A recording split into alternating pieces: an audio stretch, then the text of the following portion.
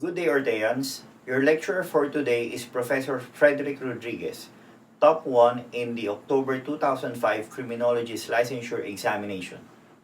Don't forget to subscribe and hit the bell button to receive the latest updates.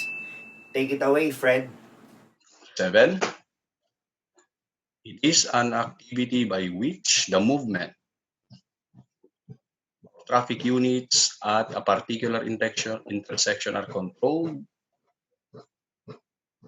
and allocated according to proportionate time to prevent traffic accident and maintain the smooth flow of traffic. Is, tingnan natin. So, supervision, ito yung makikita, maintenance and ensuring order. Kasama na enforcement, direction, and control. Direction naman, class, telling or guiding the motorist. Ito yung ginagawa ng traffic enforcer. Telling and guiding the motorist sa intersection. Whereas yung traffic control naman, class, control of vehicle and pedestrian on the street. So medyo madali to. Nakita niyo yan, control. Okay? Yun nga lang, pagdating natin sa tanong na to, walang option, tama? Magkahiwalay yung traffic direction and control. Kung titing activity by which movement of traffic units particular intersection are controlled and allocated, di sagot na natin yung D. Okay? Kasi strictly speaking, yung traffic direction is telling the drivers what to do, telling the pedestrians what to do, at sino bang may kakayang gumawa niyan. Siyempre, tao. Right? Yun. Kung pinagsama, this is the best answer. Okay? Ito yung ano yung pagkakaiba ng traffic, ano yung traffic direction and control? We control the movement of traffic sa particular intersection o kaya sa roadway. Tapos yung mga traffic management, ito yung planning, organizing, in-apply lang natin sa traffic management para sa traffic. Ayan, maintenance and ensuring. Ang supervision mas general to kaysa dito. Ito lang yung klase ng supervision. Enforcement, direction, control, and kasama actually yung traffic investigation in case may nangyaring traffic accident. Sige ha, specify natin. Ano ulit yung control? Ito. Okay. The control of pedestrians. Okay. So sinasabi, itong linya na to, pang pedestrian yan. Wag pag vehicle ka, wag mong paradahan. O ito naman ang ibig sabihin niyan. Keep it open. Okay, keep it open. So kung alam mong pa-stop na dito, huwag ka nang dumiretso para hindi mo ma-occupy ito. Sabi, sa pedestrian naman, dito lang sila. Ito lang yung pedestrian walkway or lane. Ngayon, ano yung traffic direction? Is telling the drivers what to do in a particular intersection or telling the traffic units what to do in a particular intersection. And tandaan nyo na rin to, ang ideal traffic direction technique is ideal shoulder level. Yung dalawang kamay. Okay, both hands in shoulder level. Okay, so ito ay si Sir na galing sa Highway Patrol Group. Okay. Ay highway pa. At local ata to. May HP dito. Right? So, refers to the traffic signs intended to warn road users of special obligation naman. Okay? Special obligation. Yan. Okay? So, nakita niyo yung takbo ng ano natin ha? Nakita niyo yung takbo ng discussion natin. Umpisa, diniscuss natin ang ano yung traffic, ano yung mga traffic control device. Diba? Then, yung ano niya, functions niya. Warning, guiding, and ano pa yung isa class? Warning, guiding, ano pa yung isa? Come on. Ano pa yung isa?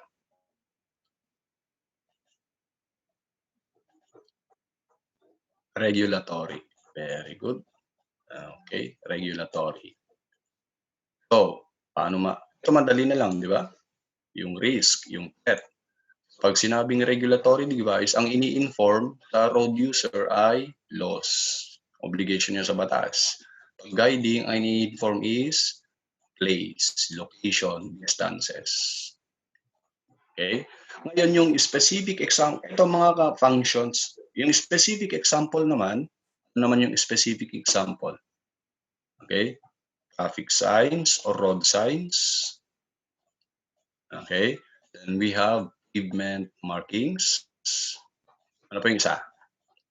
Traffic lights and traffic island. Okay? So, ganyan mag-aral lahat para mag-summarize, mas organize. Okay? So, ang pinag-uusapan na natin ngayon is types of traffic signs. Okay? So, kapag inform the road users of special obligation, you call it regulatory signs. So, ito yung mga regulatory signs. Alright? Tapos, ano yung mga iba pang dapat nyong tandaan? Pwedeng ganito ang tanong ha. Ano usual or universally accepted background of regulatory sign? Kasi nyo? Ano yung usual na yung generally accepted background of regulatory sign? Anong kulay? Background. Andiyan na. Got? Background. Anong kulay?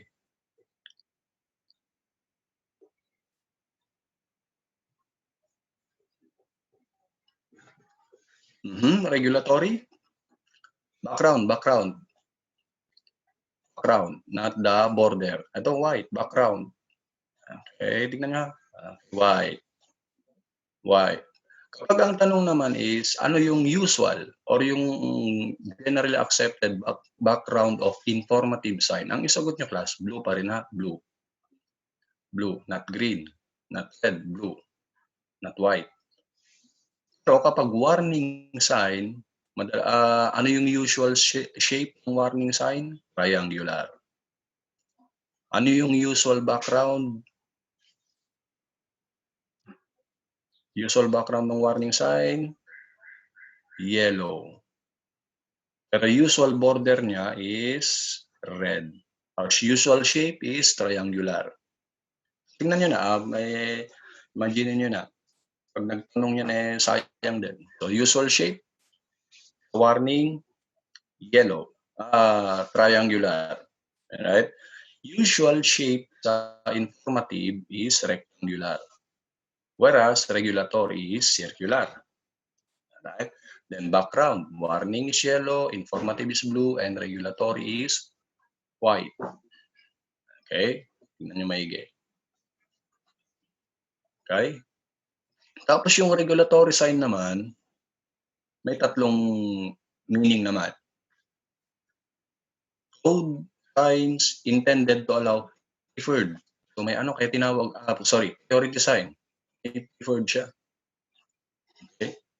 So, in a way, class, ito is considered as priority sign. Bakit? Wala sa'yo yung right of way. So, saan nyo makikita to, class? Ito yung nasa lugar or intersection na walang traffic light. Kung nakaharap sa'yo ito, ibig sabihin, ikaw yung may tungkuling mag-minor para siguraduhin na walang madaan dun sa intersection. Okay, kasi wala sa'yo yung highway. Okay, lang din, stop and ito, pareho lang yan. Right? Ito naman, one way. So, may daanan pero hindi ka pwedeng pumasok. Okay? Priority sign. Yan. Next, prohibitory sign. Ano naman yung prohibitory sign?